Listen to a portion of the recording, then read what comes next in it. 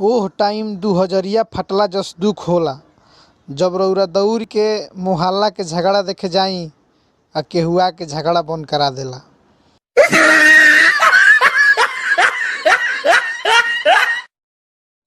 उ तो अच्छा बा कि कोरोना के टीका कंधा पर लागता, ना तो अगर पछवाड़ा पर लागी तो फेसबुक पे फोटो कैसे डलाई।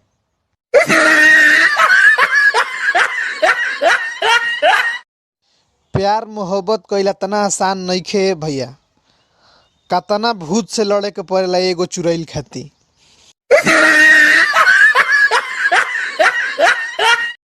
केहू केहू ऐसन होला कि हर बात पे रुसत रहेला, खिसियात रहेला, तो हम ओकरा खातिर बस अतने कहब कि ओकर मार के मुंह नाक फोड़ दी, कौनो तो वजह दी ओकरा के खिसियाए खातिर।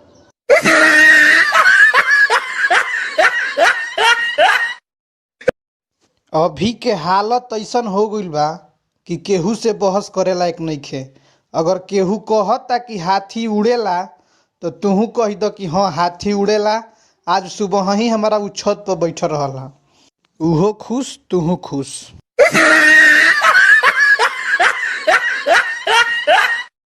सब समय समय के बात बा ये भैया।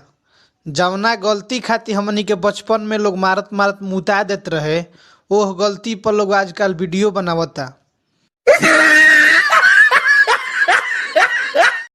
हम तहरा लो से दिल से कहतानी कि लड़की मेहरारू के इज्जत कर लो ये भैया, काहे से कि ओकनी के टूटल बाल भी 2000 रुपये किलो बेचाता, सन पपड़ी मिलता। एगो हमनी के देख लो, सैलून वाला काट के कचड़ा में फेंक देता। शादी ब्याह से पहले जितना घूमे के बा उतना दुनिया घूम लो, काहे से कि शादी ब्याह हो गइला के बाद दुनिया खुदे घूम जाले।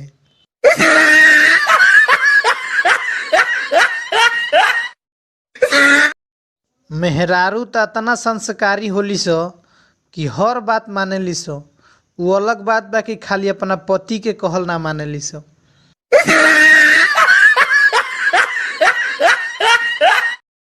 रूसल फूलल तबे अच्छा लागेला जब केहू मनावे वाला होला, ई ना कि 15 दिन से मुंह फुलैले बड़ा केहू पूछते नइखे कि का भइल बा। इहे सोच के हम ना रूसेनी।